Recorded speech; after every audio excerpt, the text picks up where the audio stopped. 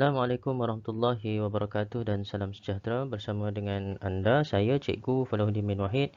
InsyaAllah pada kali ini kita akan mempelajari standard kandungan 6.2 graf fungsi sinus, kosinus dan tangen di bawah bab 6 Matematik SSM tingkatan 5.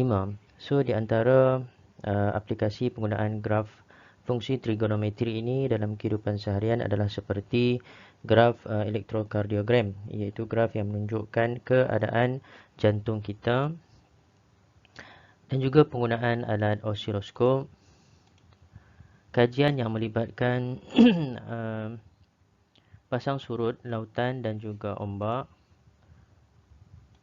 dan juga gelombang yang diperolehi daripada getaran yang terhasil akibat daripada gempa bumi ataupun seismic wave studies.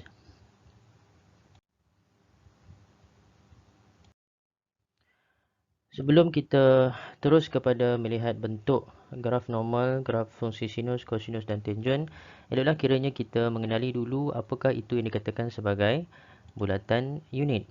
Bulatan unit ialah bulatan dengan jejari satu unit, seperti mana yang anda boleh lihat di sebelah kiri, paparan di sebelah kiri, di mana terdapat 4 anak panah merah ini menunjukkan nilai-nilai maksimumnya adalah 1. Disebabkan itulah dia dinamakan sebagai bulatan unit. Baik, perubahan nilai-nilai sin theta, cos theta dan tangen theta terhadap nilai-nilai y dan x pada bulatan unit akan membentuk graf sinus, kosinus dan juga tangen. So mari kita lihat bagaimana pembentukan graf-graf sinus, kosinus dan tangen ini daripada bulatan unit. So kita terus kepada aktiviti 1.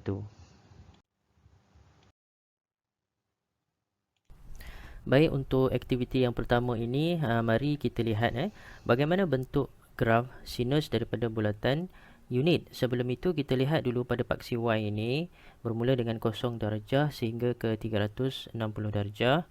Kemudian pada paksi y nilai maksimumnya 1 dan negatif 1. So kita lihat dulu pembentukan graf sinus. So apabila kita gerakkan titik ini melawan arah jam, bermula pada 0 darjah sehingga ke 90 darjah, dia mencapai titik maksimumnya. Kemudian terus lagi ke 180 darjah dan 270 darjah, kemudian ke 360 darjah. So kita dapat lihat bentuk normal graf bagi graf sinus ataupun sin. Yo, bentuknya seperti huruf S. Okey, baik, kita tengok lagi sekali. Baik, bermula pada 0 darjah, 90 darjah, 180 darjah, 270 dan 360 darjah. Okey, ini untuk graf sinus. Macam mana kalau dengan bentuk graf kosinus? Baik, graf kosinus pun serupa juga. Kita akan mula pada 0 darjah. Mari kita lihat. So graf sinus pada 0 darjah, dia bermula pada nilai 1 di sini ya. Dan pada 90 darjah, 180 darjah, 270 darjah dan 360 darjah. So bentuknya kita boleh sebut lebih kurang macam bentuk C lah, yang terbuka ke atas. So lagi sekali saya tunjukkan. Okey, bermula pada 0, graf kosinus bermula pada 0 darjah sehingga 90 darjah, 180, 270 darjah dan 360 darjah. Okey, ini untuk graf kosinus. Mari kita lihat pula macam mana pembentukan graf tangen.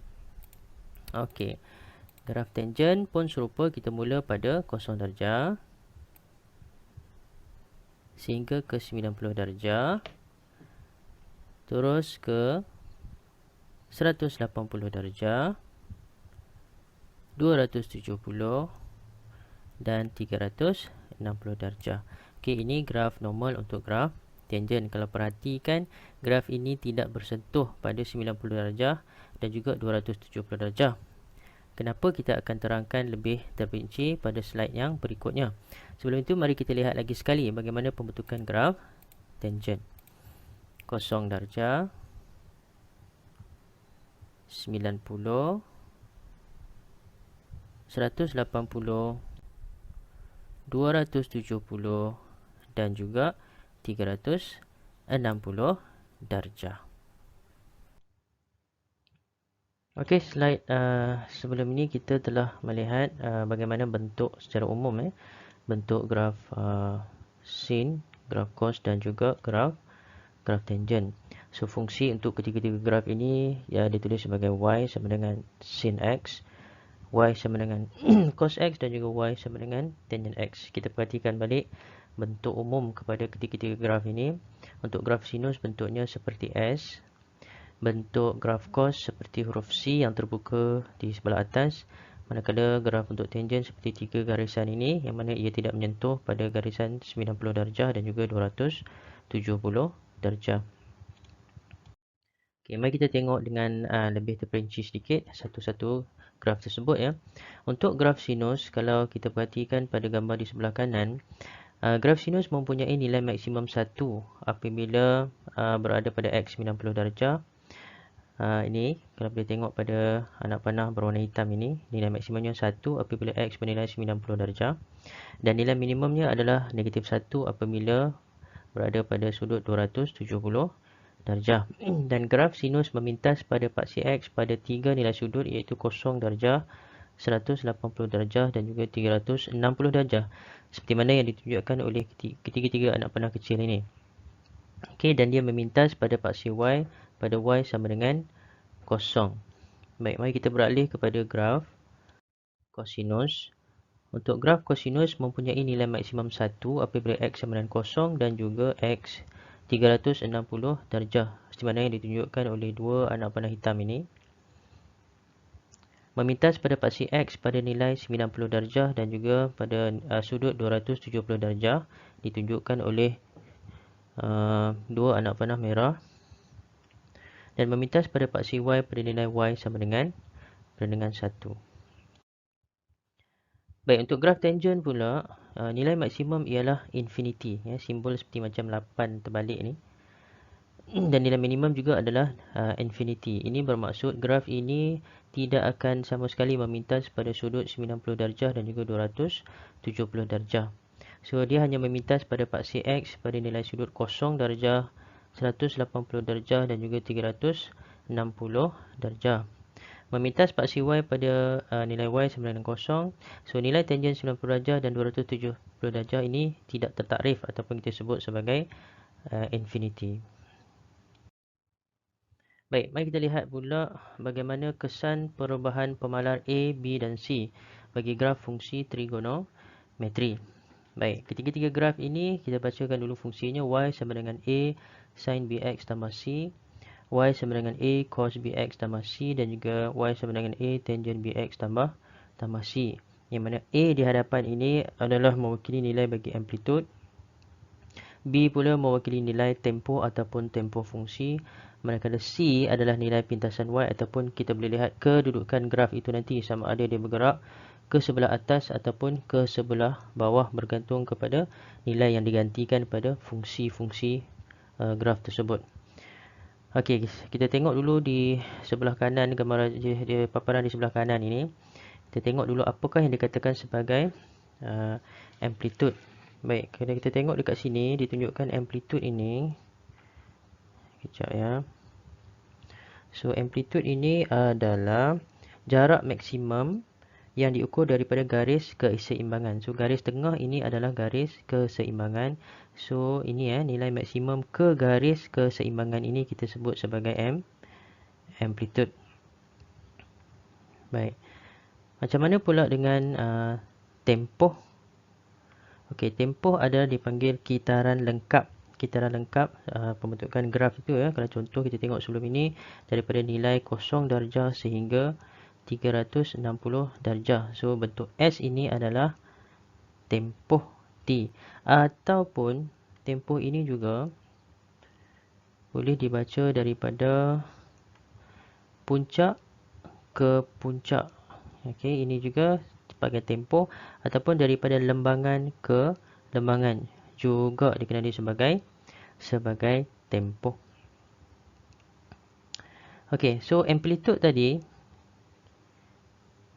Baik, amplitude kita boleh baca daripada graf ataupun formula ataupun rumus ya diberikan di bawah ini dapat ditentukan dengan rumus nilai maksimum tolak dengan nilai minimum, itu nilai maksimum tolak dengan nilai minimum dan kita bahagikan dengan 2. So kita akan dapatlah nilai amplitude.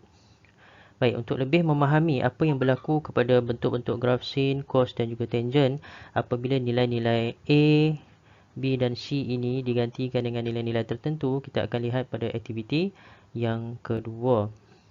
Okey, untuk itu marilah kita selanjutnya kita terus kepada aktiviti yang kedua.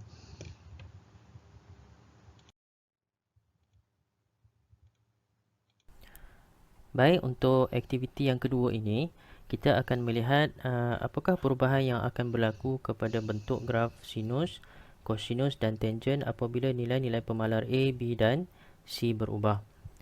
Seperti mana slide sebelum ini kita telah pun pelajari, iaitu A mewakili nilai amplitude, B mewakili nilai tempoh ataupun tempoh fungsi, manakala C mewakili pintasan Y ataupun kedudukan graf sama ada berubah kedudukannya bergerak ke atas ataupun ke bawah. Mari kita lihat dulu apa yang berlaku kepada graf sinus. Contoh, saya ubah nilai A amplitude asalnya, graf normalnya iaitu nilai 1 dan saya ubah kepada nilainya 2. Okey, apa yang berlaku di sini? Nilai amplitude daripada 1 nilai maksimumnya telah meningkat kepada 2, manakala nilai minimumnya menjadi negatif 2. Lagi sekali saya ulang supaya kita boleh lihat perlahan-lahan. So asalnya pada nilai 1, nilai maksimum graf sinus pada nilai 1 dan maksimumnya 1 dan minimumnya adalah negatif 1. Dan apabila saya ubah kepada 2, kita akan lihat perubahan amplitudenya. Okey. Baik, apa berlaku sekiranya saya ubah nilai tempoh fungsi?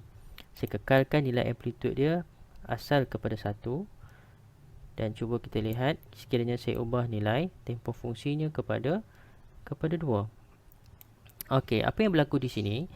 Kita dapat lihat kitaran lengkap graf sinus ini daripada 0 darjah ke 360 darjah terdapat 2 kitaran lengkap, iaitu bentuk S itu ada 2 kali, 1 sampai 180 dan satu lagi daripada 180 hingga ke 360. So lagi sekali saya ulang, kalau kita boleh lihat, so asalnya tempoh fungsinya 1. Okey, kita ada 1 kitaran lengkap graf sinus bentuk S daripada 0 ke 360 darjah dan apabila kita ubah nilai B ini kepada 2 contoh, so dia akan jadi 2 kitaran lengkap daripada 0 ke 360 darjah. Kalau kita ubah kepada 3 contoh, maka kita akan dapat 3 kali kitaran lengkap graf sinus daripada 0 ke 360 darjah. Daripada 0 ke 90 ke 90 lebih darjah ni 1, 2 dan 3. Okey, itulah maksudnya apabila kita ubah nilai tempoh atau tempoh fungsi. Baik, apa berlaku sekiranya saya ubah nilai C? Contoh, saya ubah nilai C ni kepada 1. So dapat dilihat graf ini bergerak, semua titik-titik asalnya akan menganjak ataupun beranjak satu tempat ke atas. Saya ulang, saya lihat asalnya 0. Okey. So semuanya di titik 0, di titik 90 ni 180, 270 dan 360. Apabila kita gerakkan, kita tambah nilai C kepada 1, semua titik akan beranjak 1 unit ke atas. Begitu juga kalau kita ubah nilai C ini kepada negatif 1. So kita akan dapat lihat kedudukan graf sinus ini akan bergerak 1 unit ke bawah. Okey. Baik, mari kita lihat apa akan berlaku pula kepada graf cos. Okey, asal graf cos normal adalah daripada 0 darjah ke 360 darjah, bentuknya adalah bentuk C. Dan kalau saya ubah nilai A kepada 2, kita dapat lihat nilai amplitudenya juga berubah, maksimumnya menjadi 2 dan minimumnya menjadi negatif 2. Okey, begitulah seterusnya kalau kita ubah kepada 3 sekalipun, dia akan semakin meningkat. Baik, apa berlaku sekiranya saya ubah nilai tempoh atau tempoh fungsi kepada 2? Okey, kita dapat lihat kitaran lengkap graf cos ini juga akan bertambah. Daripada 0 darjah ke 360 darjah, kita akan dapat dua kitaran lengkap ataupun dua bentuk C ni dua kali daripada 0 ke 360 darjah. Kalau saya tambah ketiga sekalipun, maka akan bertambah lagi kitaran lengkap graf cos. Maknanya daripada 0 darjah ke 360 darjah akan ada 3 kali kitaran lengkap graf cos. Baik, apa berlaku sekiranya saya ubah nilai C? Seperti mana graf sinus tadi, apabila kita ubah nilai C, graf akan bergerak kedudukan sama ada ke atas ataupun ke bawah. Begitu juga dengan cos. Contoh, sekiranya saya ubah kepada 1, maka kita akan dapat lihat semua titik-titik asalnya akan dianjak 1 unit ke atas. Lagi sekali kita lihat. Daripada 0, ini titik asalnya. Bila kita tambah nilai C kepada 1, maka dia akan bergerak 1 unit ke atas. Begitu juga kalau saya letak nilai C ini negatif 1, maka dia akan bergerak 1 unit ke bawah. Okey, baik, mari kita terus ke graf tangent.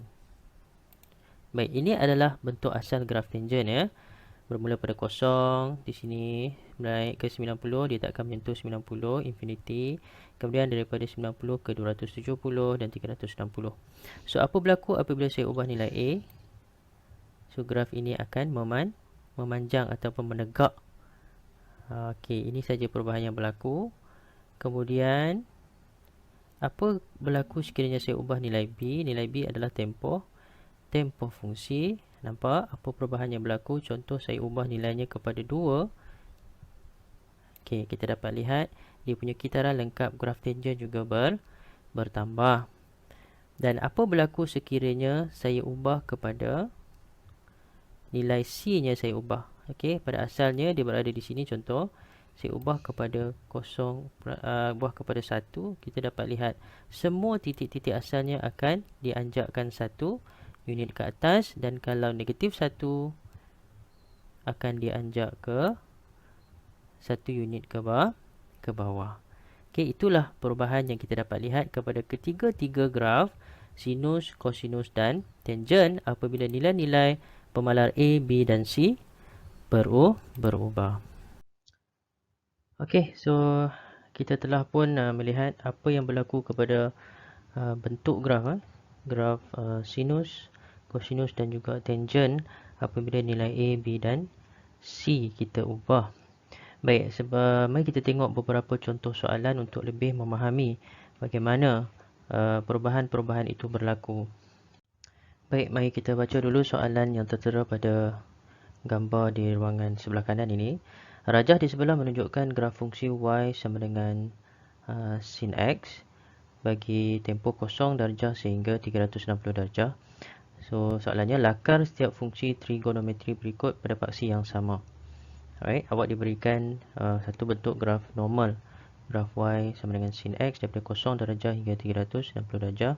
So, anda diminta untuk melakar setiap fungsi trigonometri berikut pada paksi yang sama. So, ada 4 pecahan soalan di sini. Yang pertama A, Y sama dengan 2 sin X. B, Y sama dengan sin 2X. C, Y sama dengan sin X tambah 1.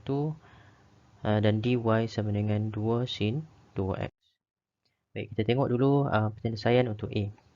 So, anda diminta melakar Y sama dengan 2 sin X. Kita perhatikan dulu nilai 2 ini sebenarnya adalah nilai A. Nilai A itu mewakili nilai amplitude. Okey, so kita telah pelajari dalam slide sebelum ini, nilai A ini mewakili nilai amplitude yang bermaksud nilai maksimum dan minimumnya akan berubah mengikut nilai A ini. So, kalau kita perhatikan gambar graf yang asal adalah berwarna pink ni pink 0 ke 360 darjah, dan apabila kita ubah nilai A nya kepada 2, maka nilai amplitude-nya akan bertambah naik di sinilah. So, automatically dia punya nilai maksimumnya berada pada 2 dan juga nilai minimumnya berada pada negatif 2. Baik, kita terus kepada penyelesaian B. Baik, mari kita tengok pula penyelesaian untuk soalan B. So, anda diminta untuk melakar graf Y sama dengan sin 2x. Okey. So, graf sin 2x, kalau kita perhatikan dekat sini, nilai 2 ini adalah mewakili nilai B. Di mana B ini telah pun kita pelajari sebelum ini, mewakili nilai tempoh. Jadi, apa yang berlaku apabila kita ubah nilai tempoh ini kepada 2, yang asalnya 1, normalnya 1. So, bila kita ubah kepada 2, kita lihat, kita tengok dulu bentuk graf asalnya yang berwarna pink ini. Graf normalnya adalah daripada 0 ke 360 darjah, hanya ada satu kitaran lengkap berbentuk S. Tapi apabila kita tambah nilai 2, tempohnya kepada 2, so daripada 0 ke 360 darjah ini akan ada 2 kitaran lengkap S ini. 2 kali. Okey.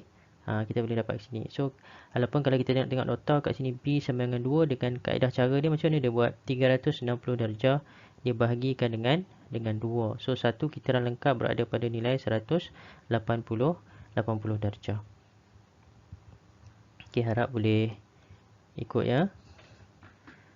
Baik, kita terus kepada penyelesaian C. Baik, untuk penyelesaian C, apa yang berlaku pada soalan ini, nilai untuk C ditambah kepada 1. Kena tambah, ditukar kepada 1. Nilai A kekal 1, di sini 1.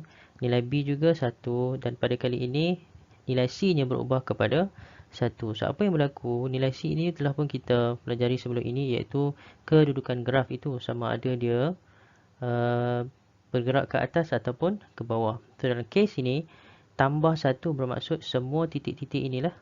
Titik-titik pada graf asal ini. Kita boleh lihat ni 270, 360 ni semuanya akan dianjakkan ke atas 1 unit. So, dia akan berada di sinilah. Perpindahan titik tu kalau kita boleh lihat, dia berada di sini. Maka graf ini akan bergerak 1 unit ke atas. Semua titiknya akan bergerak 1 unit ke atas. Okey. Baik. Okey, penyelesaian D. Baik, dalam penyelesaian D ini ada dua nilai yang diubah. Yang pertama adalah nilai amplitude 2. Kemudian nilai B 2.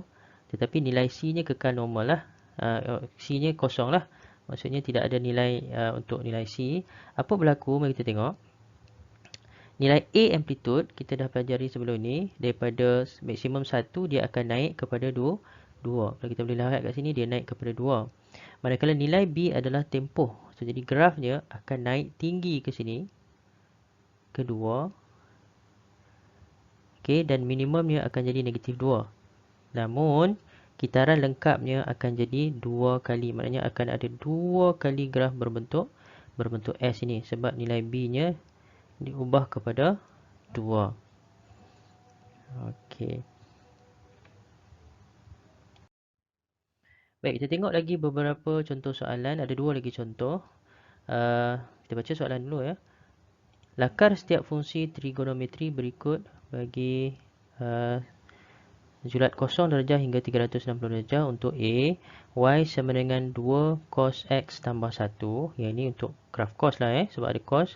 Dan untuk B pula adalah untuk Y sama dengan tangent 0.5X tolak 1. Okey, mari kita tengok dulu penyelesaian A. Baik, untuk penyelesaian A, apa yang berlaku ialah Y sama dengan 2 cos X tambah 1. So, A, yang depan ini 2, ini adalah nilai A, iaitu amplitude-nya 2. Manakala untuk B, fungsi untuk tempoh fungsi tidak berubah, kekal 1. Tetapi untuk C, nilai C-nya ditambah 1. Bermaksud, graf ini, maksudnya kita faham gini dululah. Daripada 0 darjah ke 360 darjah, hanya ada satu saja kitaran lengkap graf cos ini. Namun, dia punya amplitude-nya bertambah kepada 2. Dan graf ini dianjakkan ke atas 1 unit ke atas. Baik. So, nampak tak? Di nota di sini, C sama dengan positif 1, graf anjak 1 unit ke atas. Macam mana nak dapatkan nilai amplitude 2 ini? Kita boleh gunakan formula dalam slide sebelum ni. Yang kita rumusnya adalah nilai maksimum tolak dengan nilai minimum bahagi dengan 2. So, kita baca kat sini. Nilai maksimum dia adalah 3 tolak dengan nilai minimum dia adalah negatif 1 bahagi dengan 2. So when we solve this, kita akan dapat nilainya adalah 2. So amplitude-nya 2. Okey, boleh ya? Baik, kita terus kepada contoh yang terakhir untuk sesi kita pada kali ini, iaitu tangent 0.5x tolak 1. So perubahannya apa? Nilai A tidak ada perubahan sebab kalau ikutkan graf tangent dia tidak mempunyai amplitude ya. So kosong lah, bukan kosong, 1 lah, tak ada nilai amplitude di sini.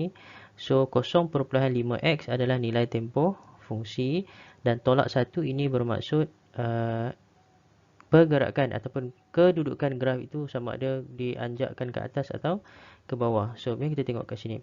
0.5x. So 0.5x bermaksud tempoh fungsi. Kalau ikut graf normalnya adalah y sama dengan tangent x. So kalau kita boleh ingat balik bentuknya, dia naik macam ni kan. Okey, begitu. Tapi bila 0.5 hanya separuh saja. Sampai di sini saja yang di-expandkan daripada 0 ke sampai ke sini saja, 360 darjah. So kalau kita boleh tengok, nampak tak? Daripada 0 kepada 360 darjah hanya from here to here saja. Sebab itu kita dapat bentuk di sini dan juga di sini.